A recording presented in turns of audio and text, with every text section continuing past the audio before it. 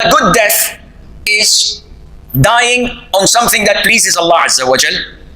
And Allah the Almighty has given us signs so that we can judge if this was a good death or not. Bearing in mind that these signs are not 100% proof to say that he's in Jannah or not. Because the methodology, the Aqidah, the creed of Ahlul Sunnah wal Jama'ah, that we do not assign a person to heaven or to hell unless there is proof from the Quran and to the Sunnah. Even if a kafir dies in front of us, we cannot say that this particular individual, John, Jim, or Donald, is in hell. We cannot say this because this is only in Allah's knowledge. We say, generally speaking, whoever dies a kafir will go to hell. And whoever dies a Muslim will go to paradise. Whoever has these signs in him, we pray and wish and we're hopeful that he will be among the people of Jannah because this was a good sign. So let us go through some of these glad tidings given to us. The Prophet said, alayhi salatu wasalam, whoever concludes his life with the testimony, La ilaha illallah, he will enter Jannah. And this is straightforward. Concluding your life with La ilaha illallah means that insha'Allah you are among the people of Jannah. Whether you pass by hell to cleanse some of your sins, this is a different topic. Eventually you will go to Jannah. And this is one of the benefits of remembering Allah. If you analyze what goes into our minds, movies, music, slang words, curse words, then you realize that when death comes, the last thing that you would say is the last thing you lived by. Those who live by remembering Allah, by saying La ilaha illallah hundreds of times throughout the day will die on that.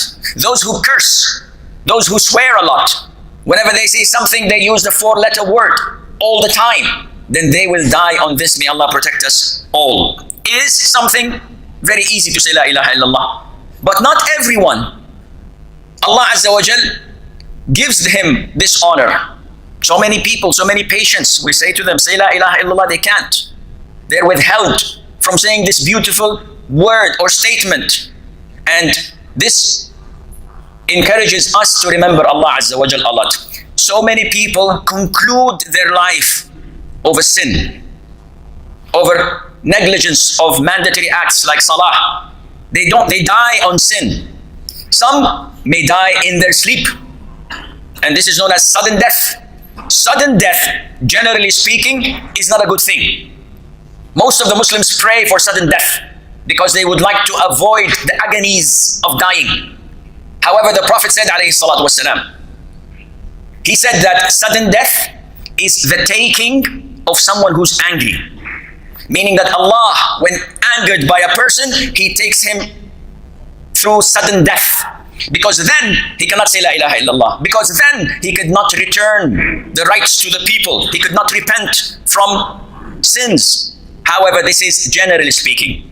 Scholars say, those who live by the sunnah and die by the sunnah, even if they had sudden death, they are insha'Allah in good hands.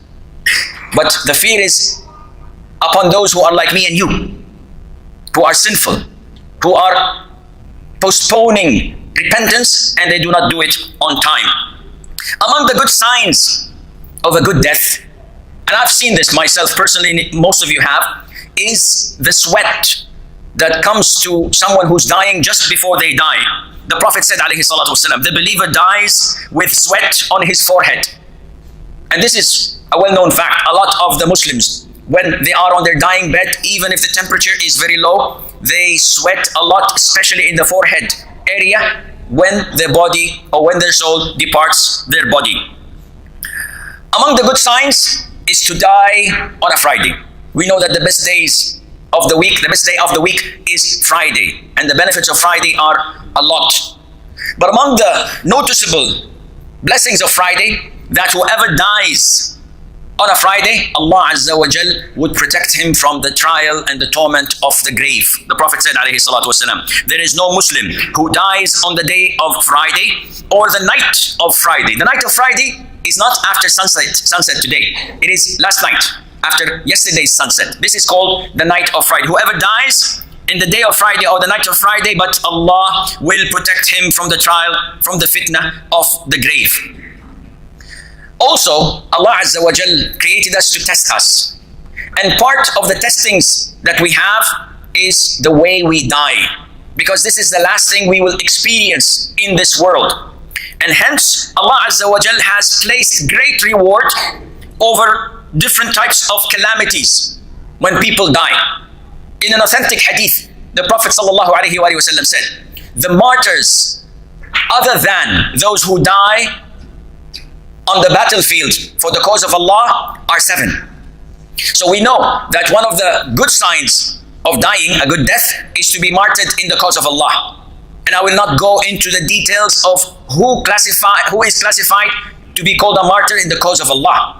Because nowadays, anyone that dies here and there, they call him, he died as a martyr, and this is not true. There are conditions for being classified as someone who died in the cause of Allah. So the Prophet says, alayhi salatu wasalam, listing to us these 7, he says, a man who dies in the plague, the well-known epidemic.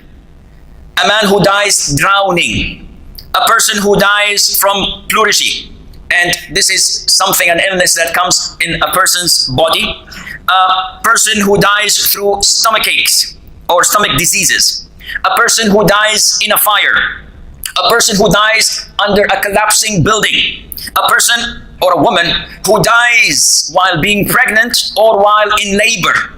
She is considered to be a martyr. And also a person who dies because of tuberculosis. The Prophet ﷺ lists for us these illnesses, the plague, tuberculosis, dying under a collapsing building, a falling building, being burnt to death in a fire, drowning, those who die with cancer, whether it's intestines cancer or anything in the stomach area, or any similar disease that causes diarrhea or vomiting continuously until he dies. A woman dying in her labor or due to her pregnancy. All of those, providing that they're patient, providing that they do not complain or say anything that dooms their life, their world, and their hereafter, they will die as martyrs. So when someone loses a loved one to such a trial, he's saddened, but at the same time, he's happy because he's seen them being patient, and he is hopeful and wishful that they will, inshallah, be rewarded for that. Likewise, part of martyrdom is to die defending yourself. The Prophet said, alayhi salatu wasalam, whoever is killed defending his wealth is a martyr. Someone wants to steal your money and you fight him off and you kill him, he goes to hell. And if he kills you, you go to paradise. Whoever is killed defending his family is a martyr.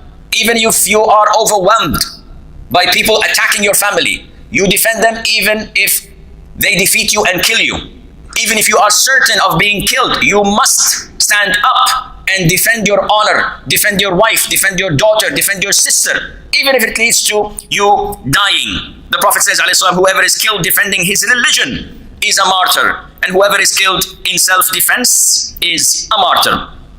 Having said that, we're not allowed to directly go and kill others who are transgressing against us.